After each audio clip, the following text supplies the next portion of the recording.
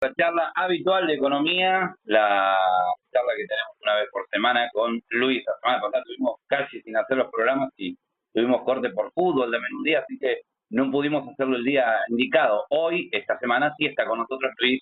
Profe, buenas tardes. ¿Cómo estamos? Buenas, Genaro. Bueno, yo personalmente bien, pero muy complicado por la realidad, muy preocupado más que nada por la realidad, ¿no? Bien, bien, bien, me parece. Ahora, la pregunta filosófica que saldría antes de la charla sería, ¿está mal estar preocupado? ¿Por qué siempre le ponemos un simbolismo de estrés, de cansancio? Es necesario actuar y desde la previa prepararse. Por eso estar preocupado antes de estar ocupado. Para estar preocupado hay que tener información. Si no, es imposible que la preocupación invada nuestra cabeza, nuestros sentidos, a no ser que estén atrofiados por alguna cuestión que exceda los límites sociales. Pero bueno, una pregunta que queda colgada para saber, ¿está bien o está mal? Es necesario quizás estar preocupado a veces. Por eso, ¿de qué tema vamos a hablar hoy, Luis? A ver si trato de responderle a mi amigo, el filósofo y psicólogo y sociólogo Genaro. Eh, Uno está preocupado porque existen cosas muy jodidas que lamentablemente uno no las puede resolver y bueno, pero sí puede tratar de incidir y de ocuparse, ¿viste? El tema es que cuando nosotros decimos que estamos mal, no decimos ninguna novedad. Es decir, nadie puede negar que estamos mal. El tema es, yo creo que te he comentado más de una oportunidad, que tratemos de entender por qué estamos mal. Porque no necesita el ciudadano común o cualquier persona en Argentina que venga no sé, un especialista, un economista serio del establishment a decirle, eh, digamos, cuánto ha caído, o crítico inclusive, ¿viste? Cuánto ha caído el poder adquisitivo del salario, o estamos mal porque la gente no llega a fin de mes, eso se sabe. El tema es saber por qué es lo que explica, ¿no es cierto? Porque inclusive hasta el Banco Mundial, en noticias recientes, cuando pone el ranking de la evolución económica prevista para este año 2024 para todos los países del mundo, el Banco Mundial está indicando que la actividad económica de nuestro país la caída va a ser tan grande que solamente Haití va a superar a la Argentina por la caída. O sea que, al igual que tomamos otros indicadores de lo que yo digo de la malaria económica que hay, a la que nos ha conducido este gobierno, en realidad este dato está claro, lo dice el Banco Mundial, y pone a la Argentina entre los países de los peores resultados del planeta. Y acá va más allá de todas las promesas de campaña y de toda la locura del relato fantasioso, ¿no es cierto?, que tiene el gobierno a través de los llamados periodistas, ¿no es cierto?, que nos quieren hacer creer que vamos bien porque el déficit fiscal desapareció, y que vamos bien porque la inflación está baja. Y en realidad estamos entre los peores países del mundo en cuanto no solamente a caer de la actividad económica, sino en cuanto a las condiciones, cómo han ido deteriorándose las condiciones sociales. Pero vamos al informe del Banco Mundial, que si bien es cierto que el Banco Mundial habla de la situación económica y la mide por el indicador Producto Bruto Interno, lo cual yo creo que ya de por sí está midiendo mal, ¿no es cierto? Pero aún tomando ese indicador dice que solamente la economía haitiana, que va a caer un 4,2%, supera a la caída de la Argentina para este año en su Producto Bruto Interno de 3,5%, ¿no? Pero después, para no asustar tanto, dice, bueno, pero en la Argentina posiblemente en el 2025, esperemos, ¿viste? Como siempre, ¿viste? El reino de los cielos para esperar que mejore la cosa, va a recuperarse. Y sobre eso yo quería hacer algunas reflexiones que le puse inclusive en un artículo que me publicaron hoy, donde, en primer lugar, digamos, varias reflexiones críticas de los periodistas que informan esto, ¿no? De que la Argentina cayó un 3,5, que es una de las caídas mayores, pero que después se va a recuperar. Yo digo, cuando cae el PBI, es decir, el Producto Bruto Interno, no todos se afectan de la misma manera. Ojo, caer en un 3,5%. 3,5%. Ahora, ¿así ha afectado a todos los argentinos? Que durante este año tremendo, calamitoso, horroroso, como pocas veces se ha visto en la historia, a todos ha afectado de igual manera, ha caído un 3,5% su ingreso. Bueno, ¿qué dice el PBI? bueno, suma en valor monetario la totalidad de los bienes y servicios finales que se han generado y que se generan a lo largo de un año, ¿no es cierto? Pero no dice qué cosas se han producido, ni si se han producido destruyendo los bienes comunes, depredando o contaminando el ambiente, y tampoco dice cómo se distribuye la riqueza que se genera. Es decir, que nos dice lo más importante, dice un valor promedio, pero el promedio que esconde, y esconde cosas muy, muy desiguales. En ese sentido, eso quiero decir lo siguiente, ¿no? Que franjas mayoritarias de la población, mayoritarias, han caído en un porcentaje pero muchísimo más grave que ese indicador general de 3,5%. Ojalá todos hubieran caído solo el 3,5%. Pero a la vez hay sectores minoritarios que no solamente no han caído, sino que han mejorado sustancialmente su ingreso frente a esta caída promedio.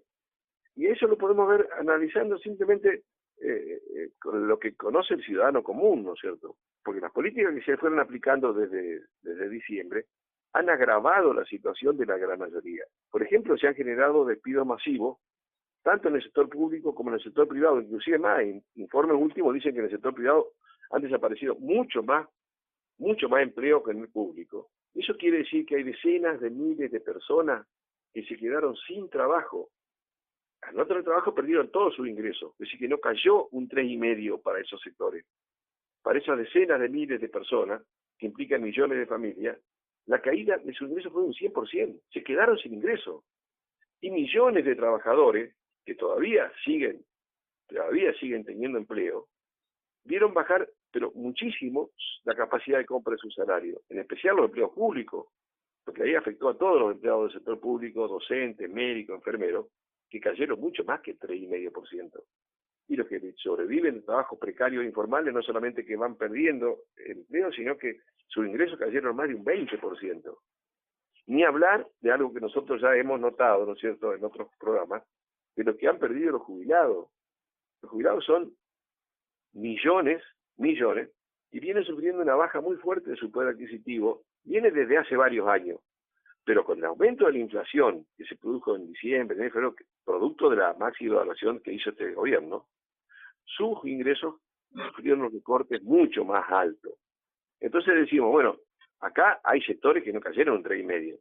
Ahora, como contrapartida de estos golpes demoledores que afectan a la gran mayoría de la población, hubo sectores que, aunque hubo una caída promedio, 3,5%, han ganado cifras inimaginables que nosotros no podemos imaginarnos lo que significan en valores, en pesos, ¿no es cierto? Por ejemplo, hubo una devaluación inicial. Sí. No, todo esto entra también por, no podemos separar la parte política de las decisiones económicas, como lo estás nombrando vos, porque nombrar los partidos. Yo, en mi experiencia, no es para contradecir tu argumento, sino para sumar otra mirada, es que yo veo este decaimiento, este decremento, esta siempre latente cuestión del desempleo, de la caída del poder adquisitivo. Lo pasé como estudiante, lo pasé como alumno, lo pasé como trabajador, hoy lo paso de vuelta como padre, trabajador, etcétera. Vos sabés muy bien, hablamos de toda la cantidad de laburo que tengo. Y estoy orgulloso y tengo la suerte también y me siento agradecido por poder tener una fuente laboral y poder generarla también de alguna manera, en algún aspecto de la radio. Poder generarla es muy importante, que no todos tienen esa posibilidad. Y hay un itinerante importante también para tomar en cuenta el empleo. Generaciones enteras que tampoco percibían porque generaban, creo que adelante, ¿cómo se dice?, con dependencia. Y esa dependencia ya era generalizada, porque conocemos mucha gente que tuvo que ser sacada de su cargo. Por ejemplo, vayamos a un ejemplo, no sé, de la calle, ¿no? De un taller, bueno, esa persona con conocimiento del taller puso su tallercito en su casa y empezó ahí, y pudo laborar porque tenía la posibilidad de conocimiento. Hablando de la franja de población que no tiene esas características, realmente es un pasar penoso. Pero ¿con qué voy a dónde voy? A que lo veo desde que yo soy chico a esto también acá. Ahí los gobiernos, la parte poblacional de gobierno dependiente o de alguna manera tomando en cuenta esa parte de esa población barrilete, utilidades y por qué llegó ahí, es un arrastre de muchísimos años. En tal caso, si hablamos de malas decisiones políticas, el gobierno de hoy sería el menos culpable, porque decir por 2 o 3 decisiones fuertes, ¿no? Que aun todo esto es indiscutible lo que estás nombrando, nada que contraargumentar.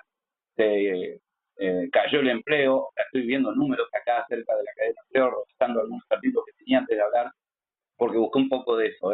Hablamos del INDEC, ¿no? Que nos muestra una caída, en realidad, en este mes un aumento del 5.7, en realidad, a lo que es el pasado, pero con una caída en total a lo que va desde el año pasado a esta fecha de 612.500 empleos, muchísima cantidad de empleos perdidos, ¿no? 14 a 29 años es la franja que se toma de algunas de las muestras, ¿no? Pero Claro. yo lo vengo viendo de muchos gobiernos anteriores. Y yo me pongo en este lado, porque no siento tener la casaca de este gobierno, coincido con cosas de gobierno como coincidí con cosas del gobierno anterior. A ninguno de los usted me parece que apoyé decisiones más ideológicas que a las personas que estaban por delante. Calculo que le debe haber pasado a Alberto, a Cristina, le debe haber, y le está pasando a Milei.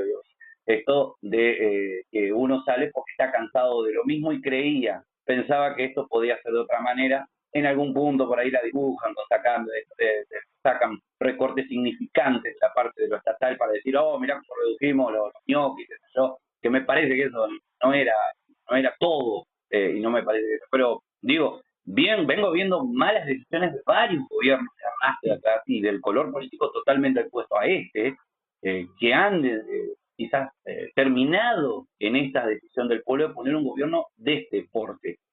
Yo, siendo de la oposición de este gobierno, diría, qué mal que hice todos estos años las cosas para que me gane que está haciendo las cosas tan mal ahora. Yo lo veo por ese lado, ¿no? Sin echar la culpa a los gobiernos, tomando en cuenta que las decisiones las toman personas con intereses político-económicos, ¿no? Pero bueno, era mi opinión. Mira, yo reflexionaría de lo siguiente. Primero, no es una situación que sea nueva en la Argentina, pero la primera vez en la Argentina que hay una caída tan brutal de los salarios y tan brutal de los haberes en tan poco tiempo. Es la primera vez en la Argentina, en la historia argentina, que hay un aumento tan brutal de la pobreza en tan poco tiempo. Bueno, eso no sucede por casualidad. Eso no sucede porque ha habido un terremoto ni porque hemos sufrido una guerra devastadora. Eso sucede por decisiones políticas. Es decir, acá vamos a tener que hablar las cosas por su nombre. Obviamente, porque ya lo he venido hablando desde hace bastante tiempo, ¿no es cierto? He criticado al gobierno anterior, he criticado al otro gobierno, porque son parte del mismo modelo.